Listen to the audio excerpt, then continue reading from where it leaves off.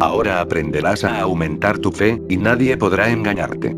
Para conseguirlo, tenemos que adentrarnos en una de las historias más hermosas de la Biblia. La historia es la siguiente. Jesús salió del río, después de ser bautizado. Desde entonces, comenzó Jesús a predicar, y a decir: arrepentíos, pues está cerca el reino de los cielos.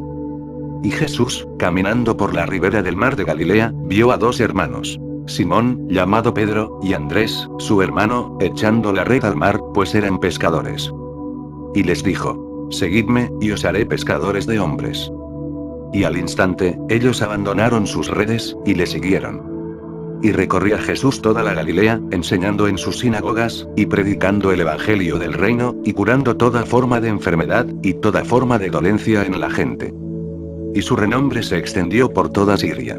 Y le trajeron a todos los enfermos que estuviesen aquejados de diferentes males y tormentos. Los que estaban endemoniados, los que eran lunáticos, y los que eran paralíticos, los curó. Y le seguían grandes muchedumbres de gentes de Galilea, de Decápolis, de Jerusalén, de Judea, y de allende el Jordán. Ahora profundizaremos en esta reveladora historia. En el comienzo se dice: Jesús salió del río, después de ser bautizado. Desde entonces, comenzó Jesús a predicar. El conocimiento necesita tiempo, el saber es inmediato. Si quiero compartir mis conocimientos contigo, tomará tiempo. Pero si quiero compartir mi nada contigo, el tiempo no es necesario. Es posible de inmediato, aquí y ahora. Solo tu disposición es necesaria. El tiempo no es en absoluto un requisito. Puede suceder en una fracción de segundo. En el Evangelio se dice: en el momento en que Jesús fue bautizado, y los cielos se abrieron y el Espíritu de Dios descendió como una paloma, salió del río, fue hacia la orilla, una multitud se había reunido, y empezó a predicar. Antes de eso, nunca había pronunciado una sola palabra, antes de eso no le había enseñado nada a nadie. Así es como debería ser. Un profesor puede enseñar sin saber, pero no un maestro. Profesores hay muchos. Maestros, pocos. Un maestro es alguien que enseña a través de su saber, y un profesor es alguien que lo hace a través de su conocimiento. Un profesor se prepara durante años, entonces puede enseñar. Pero un maestro, en un solo momento de coraje, en un solo momento de audacia, en un solo instante de muerte, en un solo momento en que salta a lo desconocido, se vuelve capaz de enseñar. Una vez que sabes, ese saber quiere ser compartido. Una vez que estás extático, ese mismo éxtasis empieza a fluir, empieza de buscar al corazón. Una vez que eres, estás ya en camino de ser compartido por muchos. En la historia se dice: Jesús salió del río.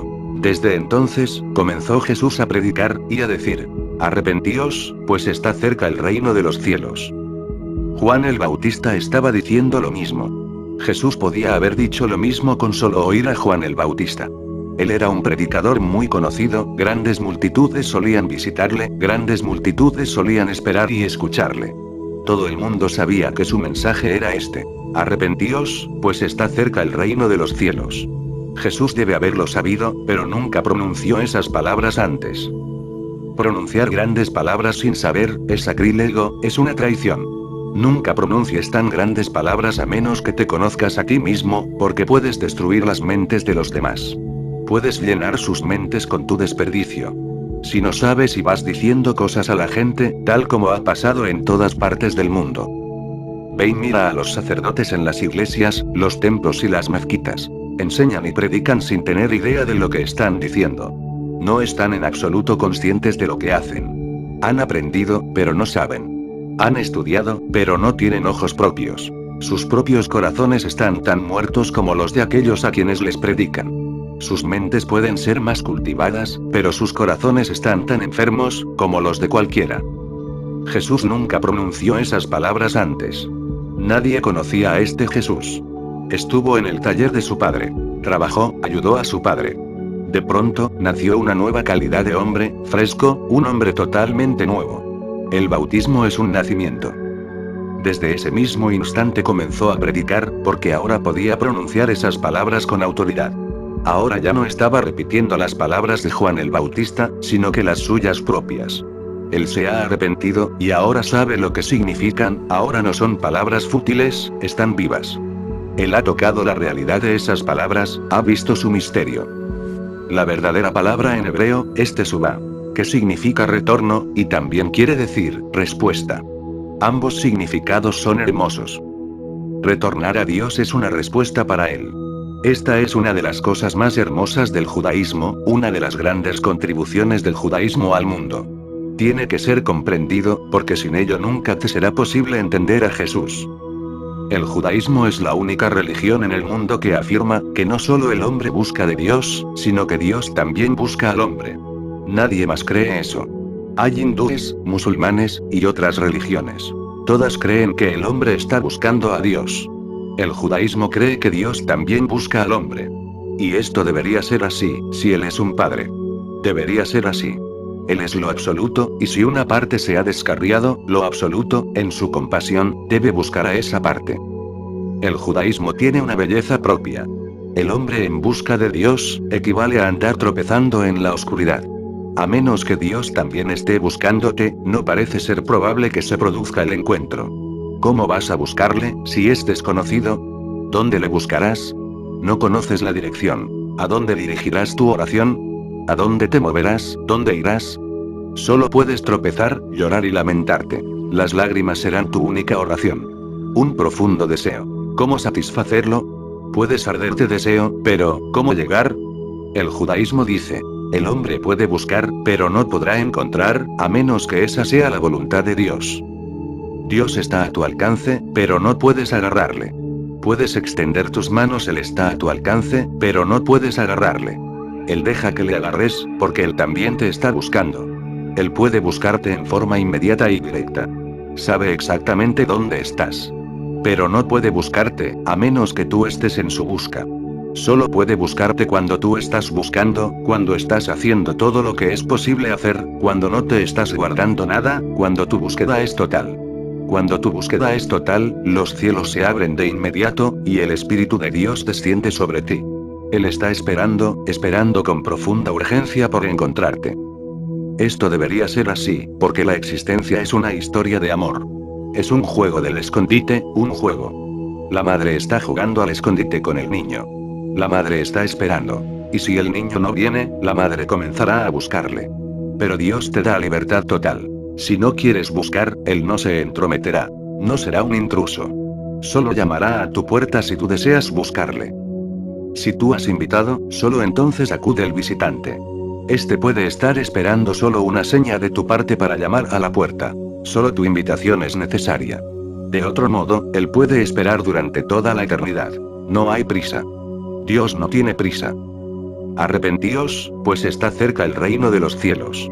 Todo hubiese sido absolutamente diferente, si la palabra no hubiese sido traducida como arrepentirse. Si se hubiera dejado la palabra original, retorno. Eso es lo que dice Patanjali en sus sutras de yoga.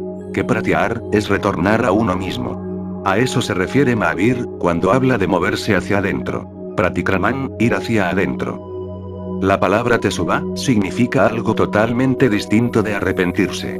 En el momento en que dices arrepentíos, el hombre aparece como un pecador, y surge una profunda condenación. Pero si dices retorna, se desaparece la idea del pecado, no surge condenación. Simplemente, dice que te has ido lejos, que has estado jugando demasiado tiempo. Por favor, vuelve. El niño ha estado jugando afuera, y está cayendo la noche. El sol se está poniendo, y la madre llama. Por favor, vuelve. Un sentido totalmente diferente, una connotación totalmente diferente. No hay condenación en ella, solo una llamada de profundo amor. Regresa. Solo escucha la frase, si la digo así. Regresa, pues está cerca el reino de los cielos. Toda la condenación, todo el pecado, y todo el disparate que ha creado culpa en el hombre, desaparecen con solo traducir una palabra en forma adecuada.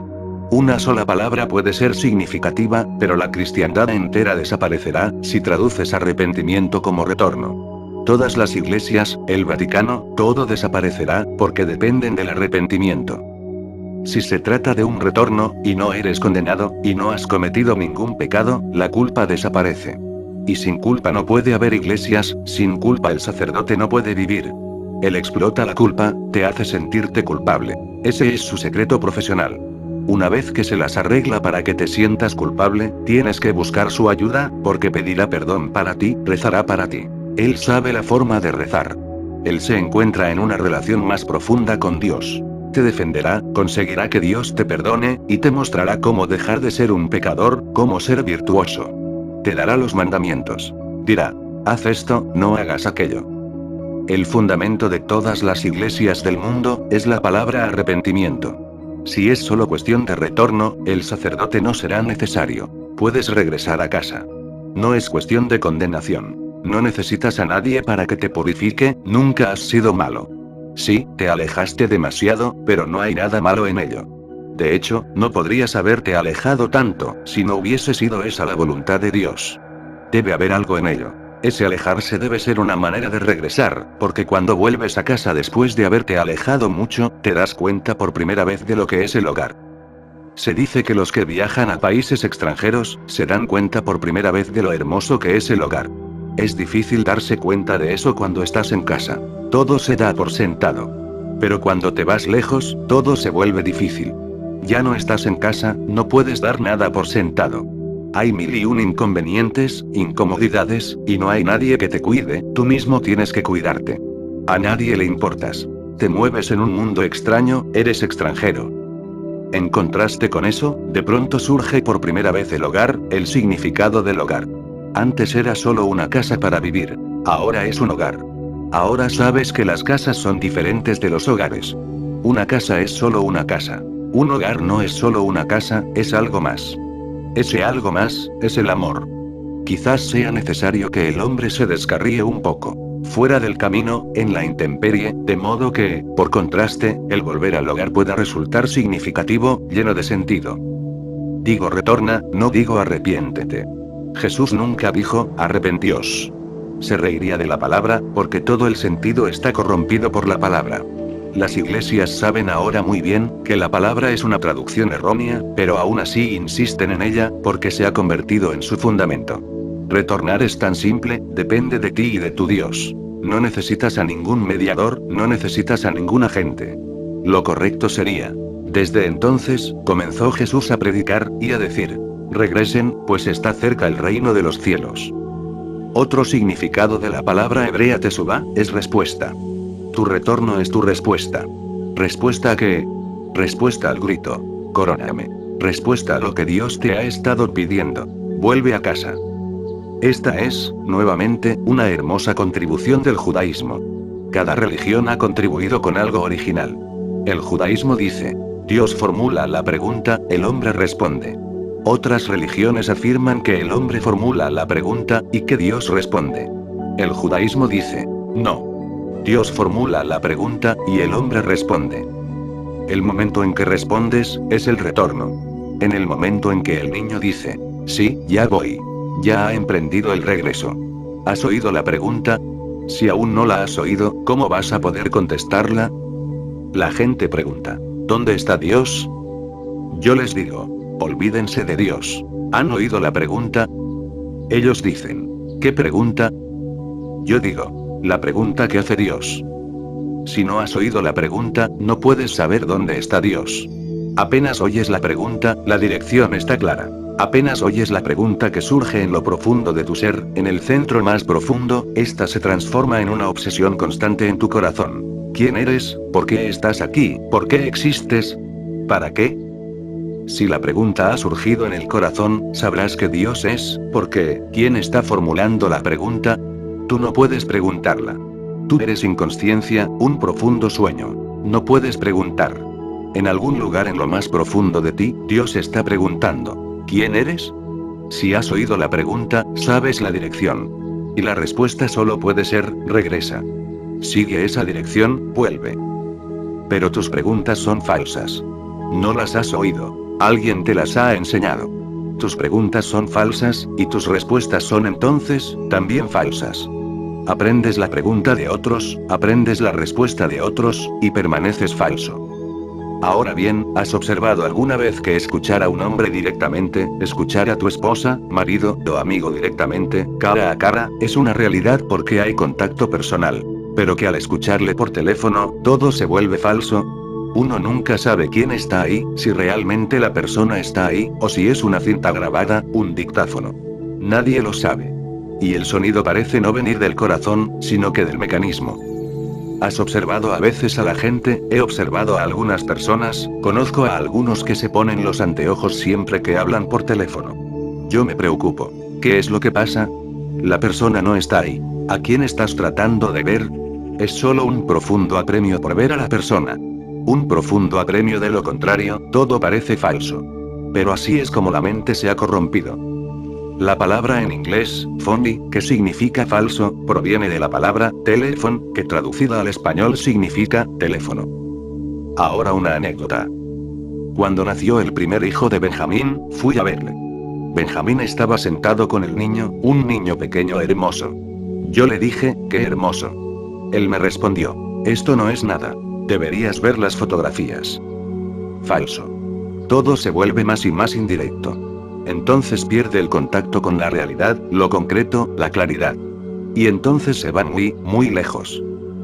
La respuesta puede ser verdadera, solo si la pregunta ha sido realmente oída. Cada día me cruzo con alguien que dice, quiero meditar, quiero buscar, pero no pasa nada. Se está quejando, como si la existencia no hubiese sido justa con él. Dice, no pasa nada. Pero yo le miro a los ojos. Su deseo es falso.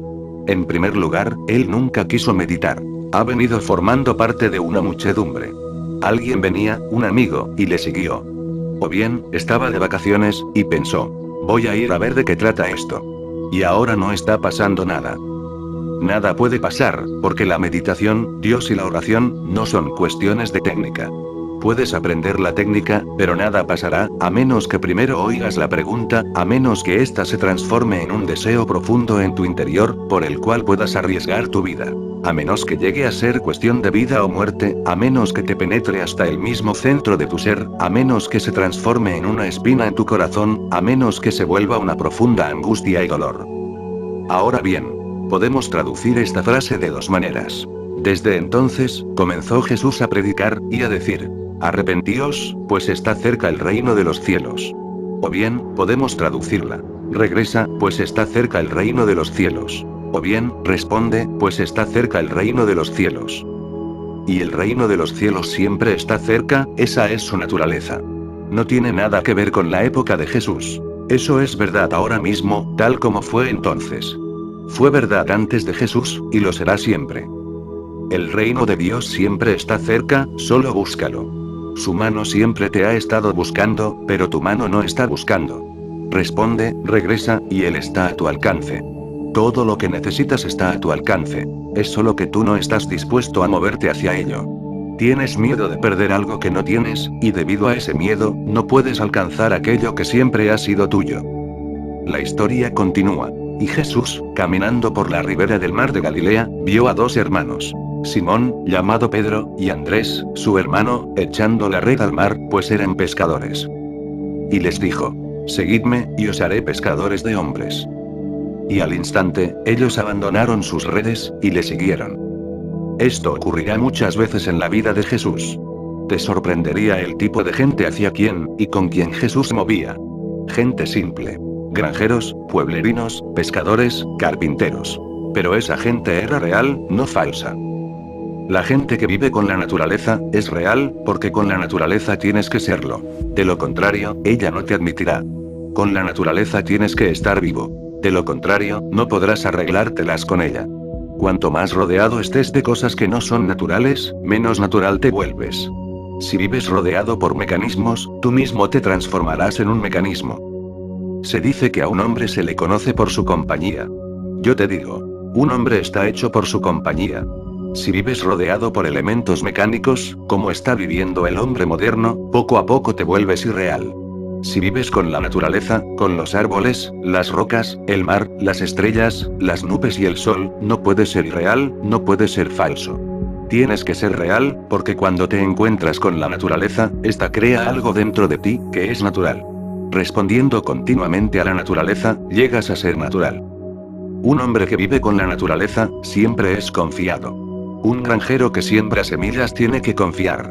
Si dudara, nunca sembraría semillas, porque hay 1001 posibilidades de duda. Si este año la tierra va a hacer lo mismo que hizo el año pasado, o no. ¿Y quién sabe? La tierra puede haber cambiado de idea. ¿Quién sabe si va a llover, o no? ¿Quién sabe respecto al sol, si saldrá mañana por la mañana, o no? Sentado en tu cómoda silla rodeado de tus libros, puedes dudar, no arriesgas nada. Pero si un granjero que trabaja en el campo con la tierra, duda, está perdido. Si un pescador duda, está perdido. Al vivir con la naturaleza, surge la confianza. La confianza es natural al hombre, tal como la salud es natural. La duda no es natural, tal como la enfermedad no lo es. Un niño nace confiado. No estoy hablando acerca del niño moderno, quizás el niño moderno no nace confiado, porque nace en un clima de escepticismo. Un día estaba leyendo una historia. Una madre le contaba una historia a su hija. La hija estaba inquieta, se estaba haciendo tarde, y la madre le estaba contando un cuento para que se durmiera. La madre dijo: había una princesa encantadora, muy bella, muy sabia, muy cariñosa. Toda la corte del rey la quería y respetaba. Era muy dulce, particularmente con los animales. Un día se encontró con una rana en el jardín. Temió que alguien pudiera pisarla, así que se la llevó a su dormitorio. Y por la mañana tuvo una sorpresa. La rana se había convertido en un apuesto príncipe. Y el príncipe pidió su mano en matrimonio. En este punto del relato, la madre miró a la hija, y vio que ésta estaba totalmente escéptica. Sus ojos, su expresión, su rostro, todo estaba diciendo: no, no lo puedo creer. Había incredulidad total en su rostro. Así que la madre dijo: ¿qué, no lo crees? La muchacha contestó: no. Y apuesto a que la madre de la princesa tampoco. El clima de hoy es de escepticismo. Hasta un niño es receloso, duda, es escéptico. Antiguamente, hasta los viejos eran confiados. Toda la atmósfera era de confianza, de fe. Era gente sana. Obsérvate a ti mismo. Cuando dudas, algo se encoge dentro de ti. Te vuelves pequeño, diminuto. Te pones duro, muerto, y ya no fluyes. Te quedas helado.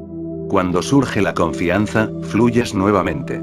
Los bloqueos se derriten y te expandes, te vuelves amplio. Cuando confías, alcanzas un clímax de estar vivo. Y cuando dudas, caes hacia la muerte. Es debido a que el hombre moderno carece de confianza, que las drogas han empezado a tener tanto atractivo para él. No parece haber otra manera de sentir al ser y a la consciencia expandidos. Las drogas son métodos químicos para sentir, por unos momentos o por unas horas, una expansión de la consciencia. La confianza te da eso en forma fácil y gratuita. La confianza te lo da, no por unos pocos momentos, se convierte en una cualidad eterna en ti. Y la confianza no tiene efectos secundarios. Si me preguntas, te lo diré. Si quieres expansión de consciencia, la confianza es la única droga segura, y aquellos que nunca han conocido lo que es la expansión de la consciencia, aún no han vivido. La consciencia puede seguir y seguir expandiéndose, olas de felicidad yendo hacia los rincones mismos de la existencia, expandiéndose con la infinidad de la existencia. Cuando te expandes, te transformas en parte de lo absoluto. Cuando te encoges, te conviertes en una isla. Esas gentes eran realmente simples, confiadas. Y Jesús, caminando por la ribera del mar de Galilea, vio a dos hermanos. Simón, llamado Pedro, y Andrés, su hermano, echando la red al mar, pues eran pescadores. Y les dijo: seguidme, y os haré pescadores de hombres. Y al instante, ellos abandonaron sus redes, y le siguieron. Tan profunda confianza, tan profunda fe. No dudaron ni siquiera por un instante, ni siquiera por un instante dijeron: ¿qué quieres decir con pescadores de hombres? Ni siquiera por un instante se les ocurrió preguntar: ¿quién eres? ¿Con qué autoridad hablas? No. No era necesario, porque eran simples pescadores. Deben de haber mirado a Jesús. Su sola presencia fue la autoridad. Si tienes ojos de confianza, nadie te puede engañar. Te engañan debido a tu duda, y entonces crees que necesitas dudar más, de lo contrario, la gente te va a engañar aún más. Y entonces te engañan más, y se crea un círculo vicioso. Dudas para no ser engañado, pero eres engañado debido a tu duda. Si confías, nadie te puede engañar. ¿Qué quiero decir cuando digo: si confías, nadie puede engañarte? ¿Acaso tu confianza va a evitar que alguien te engañe? No. Pero cuando confías, tienes ojos para ver. El engañador se revelará inmediatamente, quedará al descubierto. Me gustaría que recordaras esto como un criterio. Que un hombre que confía, no puede ser engañado. Si es engañado, debe de tener dudas en su interior, porque solo no puedes ver, cuando los ojos están llenos de nubes de dudas. Cuando puedes ver, y tu visión es clara, la sola presencia de la persona dice si engaña, o no. Deben haberle mirado. El sol debe haber estado elevándose sobre el mar, estaban a punto de arrojar sus redes al mar. Debieron de volverse hacia este hombre. ¿Qué clase de hombre es este Jesús? En aquella mañana silenciosa debieron sentir la presencia de este hombre llamado Jesús. La presencia era la convicción. La presencia era la prueba. Se deshicieron de sus redes, siguieron a este hombre de inmediato. En un solo momento sus vidas se pusieron totalmente patas arriba. En un solo momento de visión fueron convertidos. Jesús dice: vengan y síganme, y les haré pescadores de hombres. ¿Por cuánto tiempo seguirán arrojando las redes al mar? ¿Por cuánto tiempo seguirán pescando solamente peces? Les haré pescadores de hombres. Y así lo hizo. Era casi increíble en aquellos días, es casi increíble ahora, cómo Jesús transformó a gente corriente, en gente extraordinaria. Buda transformó a Mahakasyap, Sariputra, Moggalayan, Ananda. Pero el mérito es más de Mahakasyap, Sariputra, Moggalayan y Ananda, que de Buda, porque ellos eran seres extraordinarios. El mérito es más de los discípulos, pues eran seres extraordinarios. Pero Jesús es tremendamente poderoso. Pedro un pescador, ineducado, o Andrés, o Mateo, o Tomás, o Juan. Todos pobres, gente ineducada que se habría perdido en cualquier multitud, y no habrías sido capaz de encontrarles. Eran solo piedras, vulgares rocas en el camino, y Jesús les transformó en diamantes. Mahakasyap fue, en sí, un ser extraordinario. Hay muchas posibilidades de que aún sin Buda, se hubiera convertido en un Buda.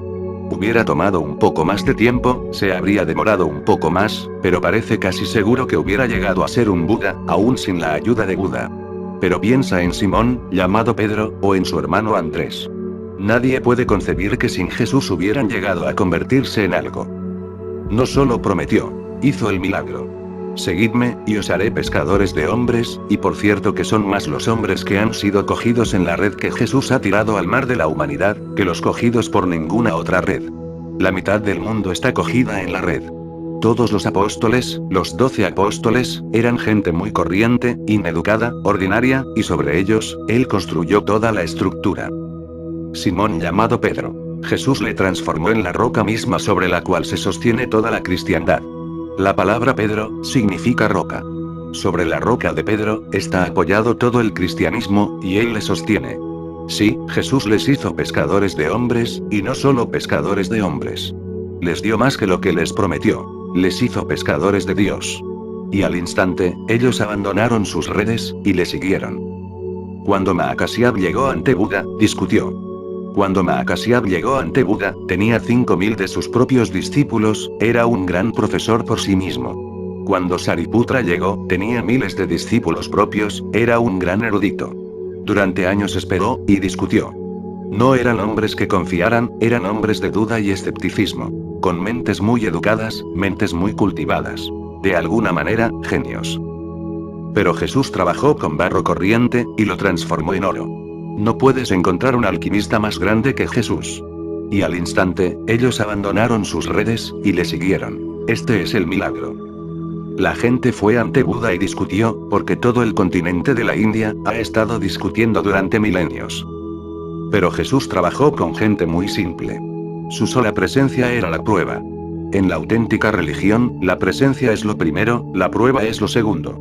En la filosofía, la prueba es lo primero, la presencia es lo segundo. Sariputra abriría los ojos ante Buda, solamente cuando Buda se hubiera probado a sí mismo, argumentando a su favor, cuando hubiera derrotado a Sariputra, y a su mente totalmente. Entonces abriría los ojos. La prueba era lo primero, la presencia lo segundo. Pero la gente con la que Jesús trabajó, no eran teólogos, no eran filósofos, ni argumentistas, no. Eran gente simple, gente corriente de la naturaleza, tal como los árboles y las rocas y los ríos. Para ellos, la presencia es lo primero, la prueba viene más tarde. De hecho, la presencia es la prueba. Se enamoraron, es la única manera de expresarlo correctamente. Miraron a Jesús, y se enamoraron. Cuando te enamoras, vas detrás. Entonces no hay cuestionamiento. Simplemente sigues, porque tu corazón sabe más que lo que tu mente puede probar. Tu corazón ha sentido algo, algo del misterio, algo de Dios. Tu corazón ha sentido la presencia, algo que no es de esta tierra. Eso es suficiente. Has probado algo, y simplemente, vas detrás.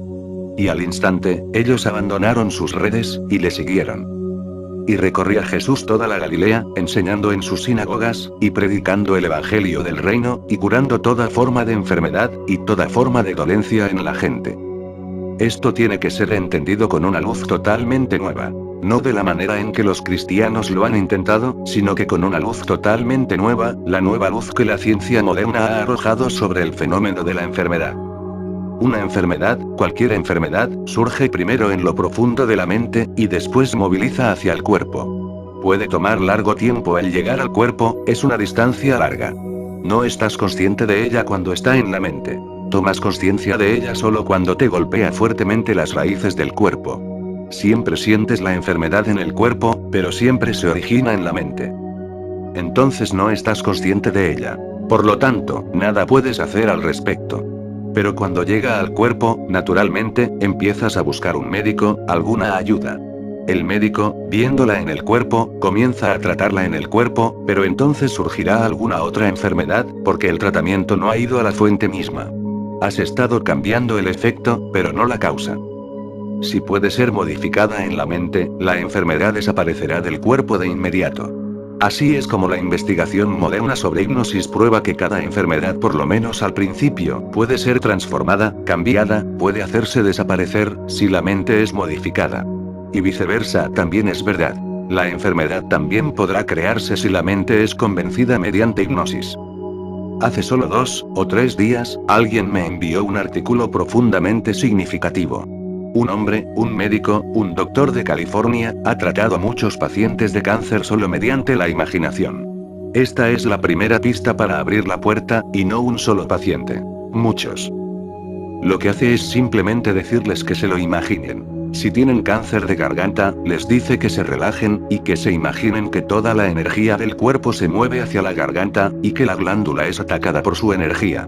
Como flechas provenientes de todas partes, moviéndose hacia la garganta, y atacando la enfermedad.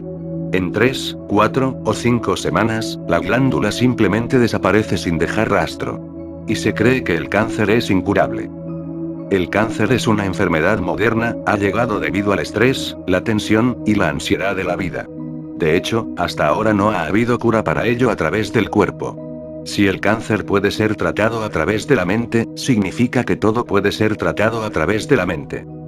Los milagros de Jesús sucedieron, porque la gente era muy confiada. Una vez ocurrió que él pasaba, y una mujer muy pobre, temerosa y tímida, que no sabía si Jesús la iba a tratar, o no, pensó para sus adentros: solo toca la túnica de Jesús por detrás. Ella lo hizo así, y fue curada. Jesús volteó, y la mujer empezó a darle las gracias. Se postró a sus pies, muy agradecida. Él dijo: no me lo agradezcas, agradéceselo a Dios. Tu fe te ha curado, no yo. El mundo tenía profunda confianza. La gente estaba enraizada en la fe.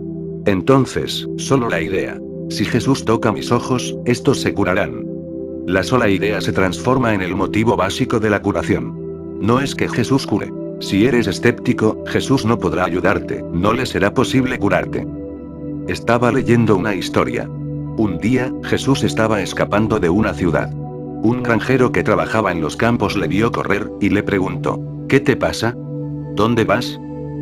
Pero estaba tan apurado, que no le respondió.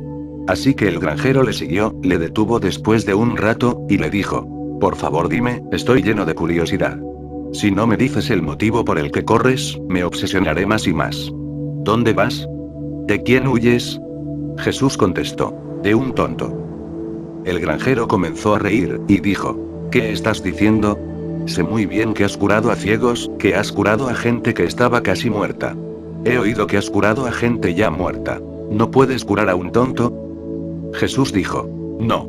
Lo intenté sin éxito, porque es un tonto, y no cree. He curado toda clase de enfermedades, y nunca he fracasado. Pero con este tonto he fallado. Me sigue, y me dice: cúrame. Pero he probado todas las maneras que conozco, y todas fallan.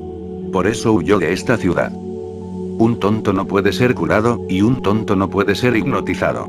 Corrientemente, entre la gente común, prevalece la idea de que la gente muy inteligente no puede ser hipnotizada. Esto es absolutamente falso. Únicamente los tontos no pueden ser hipnotizados, los idiotas no pueden ser hipnotizados, la gente loca no puede ser hipnotizada. Cuanto mayor sea la inteligencia, más posibilidades habrán de que la hipnosis tenga un efecto profundo, porque con la hipnosis, tu confianza es necesaria. El primer requisito es tu confianza.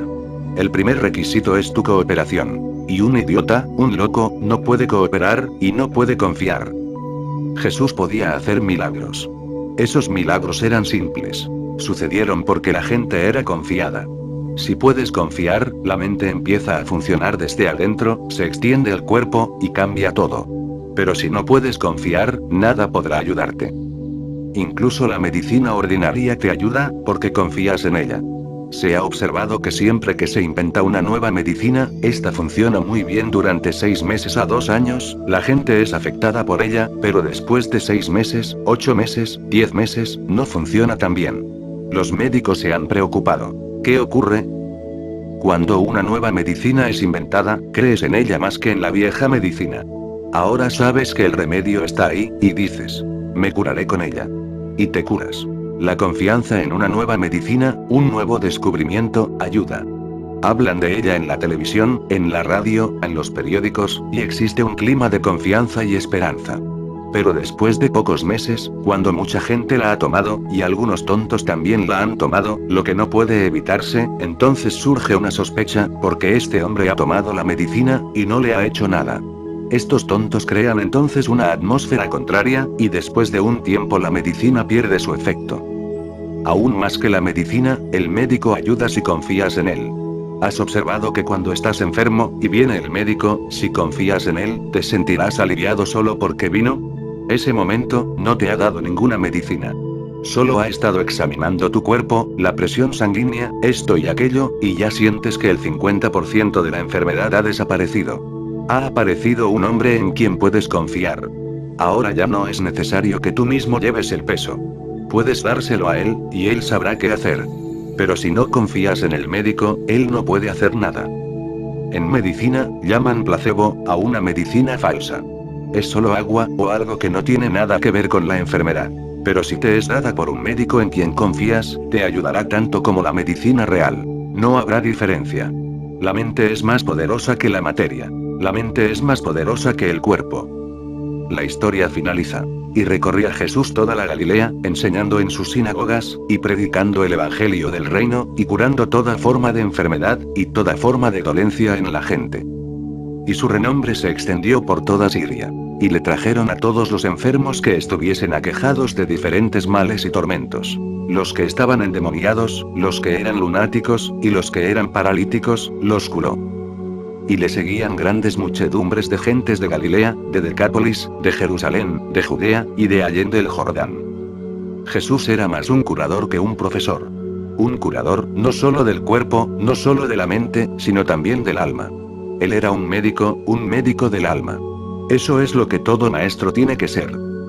En tu interior, estás dividido, estás fragmentado, no estás entero. Si te completas estarás curado. Si las tensiones por el futuro, y las tensiones acumuladas del pasado, desaparecen de tu interior, estarás curado, tus heridas desaparecerán. Si puedes estar en el presente, estarás entero, completamente vivo, absolutamente vivo, y un profundo deleite te inundará. Jesús no es un filósofo que enseñe algún dogma a la gente. Él es un médico, no un filósofo. Está tratando de enseñar confianza, y si la confianza sucede, todo llega a ser posible. Él dice una y otra vez. Si tienes fe, la fe puede mover montañas. Puede que no se trate de las montañas que existen fuera, sino que de las montañas de la ignorancia, las montañas de la fealdad, las montañas de la inconsciencia que existen en tu interior. Él no tiene un credo, un dogma. Más bien, está liberando a través de sí, una fuerza curativa.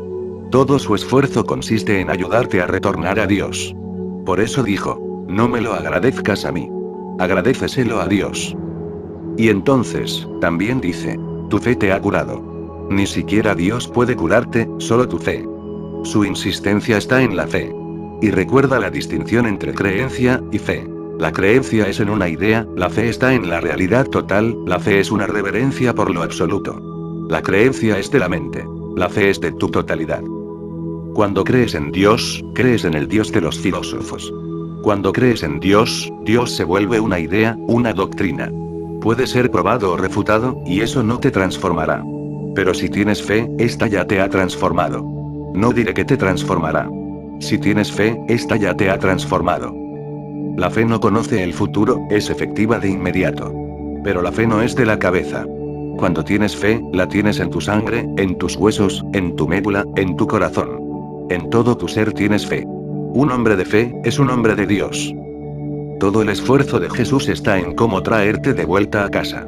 Si tienes fe, te abrirás. Y Dios será coronado en ti.